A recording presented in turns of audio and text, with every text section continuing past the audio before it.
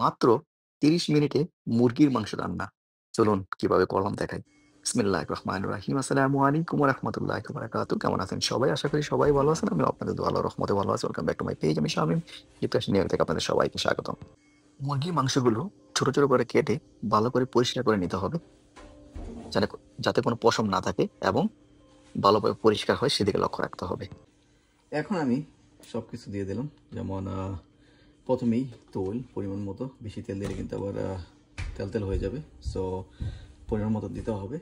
তারপরে লবণ, তারপরে হলুদের গুঁড়া, মরিচের গুঁড়া, লং, এলাচ, দারচিনি, তারপরে হচ্ছে তেজপাতা, 2টা কাঁচামরিচ, এই যে সব এখানে দেখতে পাচ্ছেন তেজপাতা। সেগুলো সব কিছু একসাথে দিয়ে আমি এখন মিক্স করব ভালোভাবে, যাতে মিক্স হয় সব কিছু, যাতে একসাথে মাংসের ভিতরে যায়। ভালোভাবে মিক্স করতে হবে। সাথে আমি আরও অ্যাড করলাম পেঁয়াজ, তারপর হচ্ছে রসুন এবং আদা বাটা একসাথে। এই যে দেখুন সব কিছু একসাথে দেওয়ার পরে মিক্স করলাম ভালোভাবে। মিক্স করার পরে দেখুন এরকম কালার আসছে। তখন আমি চুলা হাই স্পিডে চুলা জ্বালিয়ে দেবো।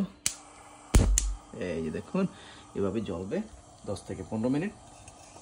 তারপরে আমি জিরার গুঁড়া এবং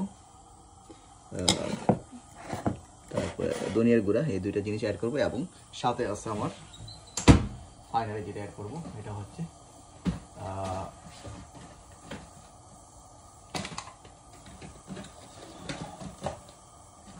মাংসের মশলা, সেটা আমি দেখাচ্ছি আপনাদেরকে। এখন আমি 1 কাপ পরিমাণ, এই যে 1 কাপ ঝোল দিয়ে দিলাম। ডিপেন্ড করবে আপনি কত করে ঝোল রাখবেন মাংসের মধ্যে। এই যে এটা আমি অ্যাড করে দিলাম। তারপরে আমি যেটা অ্যাড করবো সেটা হচ্ছে আমার চিকেন মশালা, শান চিকেন মশালা। এই জিনিসটা আমি অ্যাড করবো একটু পরেই। এখন আমি ভালোভাবে নাড়বো এটা, তারপরে এটা অ্যাড করব। ফাইনালি আমি অ্যাড করে দিলাম জিরার গুঁড়া এবং ধনিয়ার গুঁড়া, সাথে অ্যাড করব চিকেন মশালা। সব কিছু অ্যাড করে দিলাম। লাস্ট অ্যাড করলাম চিকেন মশালা, যেটা আমি আপনাদেরকে দেখিয়েছি একটু আগে। সো এটা কিনতে পাওয়া যায়, শান চিকেন মশালা। তো সব কিছু অ্যাড করার পরে ভালোভাবে নেড়ে, এই যে দেখুন মিক্স করলাম।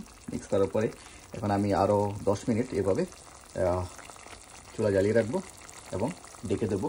10 মিনিট পরে আমার হয়ে যাবে ইয়ামি সুস্বাদু মজাদার চিকেন। মাত্র 30 মিনিটে মুরগির মাংস রান্না। Very nice.